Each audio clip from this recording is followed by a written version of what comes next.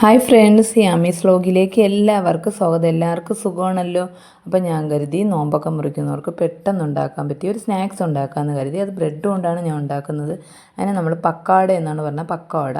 അപ്പോൾ അതിനായിട്ട് ഞാൻ ആദ്യം തന്നെ 5 ബ്രെഡാണ് എടുത്തത്. എന്നിട്ട് അതിനെ കൈ കൊണ്ട് തന്നെ പിച്ചിടുകയാണ് ചെയ്തത്. നിങ്ങൾക്ക് വേണമെങ്കിൽ കട്ടിംഗ് ബോർഡ് വെച്ച് കട്ട് ചെയ്ത് എടുക്കാൻ ചെയ്യാം. അതിനുശേഷം ഒരു മീഡിയം സൈസ് സവാള എടുക്കുക. അതിനെ നമ്മൾ ഉള്ളിവട ഉണ്ടാക്കുന്ന അതേ രീതിയിൽ നീളത്തിന് കട്ട് ചെയ്തെടുക്കുക.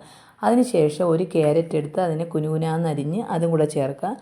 അതിനുശേഷം നമുക്ക് 3 പച്ചമുളക് ചേർക്കുക. അത് ഒരുപാട് എരിവൊന്നും ഉള്ളതല്ല, എരിവില്ലാത്ത പച്ചമുളക് വേണം എടുക്കാൻ, കാരണം നമ്മളിതിൽ മുളക് പൊടിയും കൂടെ ചേർക്കുന്നുണ്ട്.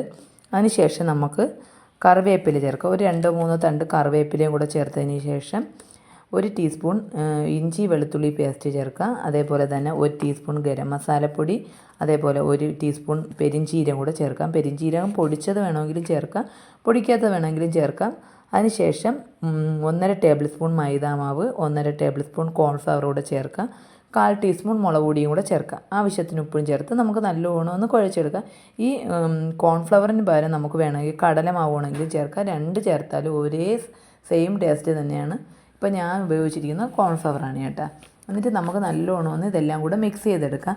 മിക്സ് ചെയ്തെടുത്തതിന് ശേഷം ഈ സമയത്ത് നമ്മൾ ആവശ്യത്തിനുള്ള ഉപ്പ് ചേർക്കണം. ഉപ്പ് നമുക്ക് നല്ലോണം ഒന്ന് നോക്കണം, ഉപ്പ് ആവശ്യത്തിന് ചേർക്കുക തന്നെ വേണം.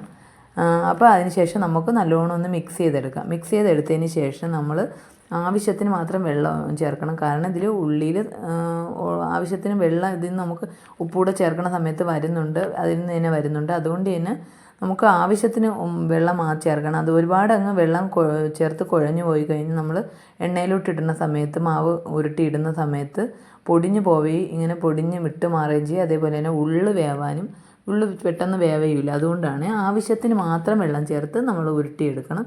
ഉരുട്ടിയെടുത്തതിന് ശേഷം നമ്മൾ ഒരു ചീനിച്ചട്ടി അടുപ്പിലോട്ട് വയ്ക്കുക. അടുപ്പിലോട്ട് വെച്ചതിന് ശേഷം നമുക്ക് ആവശ്യത്തിന് വെളിച്ചെണ്ണ ചേർക്കുക. അതിന് പകരം വെളിച്ചെണ്ണയ്ക്ക് പകരം നമുക്ക് സൺഫ്ലവർ എണ്ണ വേണമെങ്കിൽ ചേർക്കാം. ഞാനിപ്പോൾ ഇത് വെളിച്ചെണ്ണയാണ് ചേർത്തിരിക്കുന്നത്. ഇതിന് എണ്ണ തിളച്ചതിന് ശേഷം ചെറിയ ചെറിയ ഉരുളകളായിട്ട് മാവ് ഉരുട്ടിയിടാം. ഉരുട്ടിയിട്ടതിന് ശേഷം നമ്മൾ ഫ്ലെയിം കുറച്ച് തന്നെ വയ്ക്കണം, കാരണം ഉള്ളു വേവില്ല. പെട്ടെന്ന് പുറം ഭാഗം ചുമന്ന് വരെയും ഉള്ളു വേവയില്ല. അതുകൊണ്ട് തന്നെ ഫ്ലെയിം കുറച്ച് തന്നെ വയ്ക്കണം. സിമ്മിലിട്ട് തന്നെ ഉണ്ടാക്കിയെടുക്കണം. പൊരിച്ചെടുത്താലേ നമുക്ക് ഉള്ളു നല്ലോണം വെന്ത് കിട്ടുള്ളൂ. അതിപ്പോൾ നല്ലോണം മൊരിഞ്ഞ് വരുന്നുണ്ട്. നല്ല ടേസ്റ്റാണ് കേട്ടോ. എനിക്ക് തോന്നിയത് ഉള്ളിവടയെങ്കാലും നല്ല ടേസ്റ്റായിട്ടാണ് എനിക്ക് തോന്നുന്നത്. നിങ്ങൾ ഒരു പ്രാവശ്യമെങ്കിലും ഇത് ഉണ്ടാക്കി നോക്കണം, നല്ല ടേസ്റ്റാണ്.